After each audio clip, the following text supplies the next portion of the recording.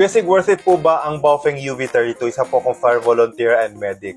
So, depende po on what you're going for. So, kung gusto mo ng radyong maraming features, then go ahead. Gusto mo ng radyong maporma, yan, panalong-panalo si UV32. Pero personally, and it's only my opinion, medyo counterproductive si UV32. Una sa lahat, mabigat. So, naka-holster and minsan nagmamadali, minsan tumatakbo. So, take that into consideration. So, pangalawa is yung size niya. Pwede maging sagabal. So, depende kung saan siya nakasukbet. So, dapat isipin natin na good ang ating mobility. Pangatlo is ang kanyang performance, not the best, ang kanyang performance. Pang-apat is ang kanyang durability, not as durable as yung ginagaya niya na Motorola.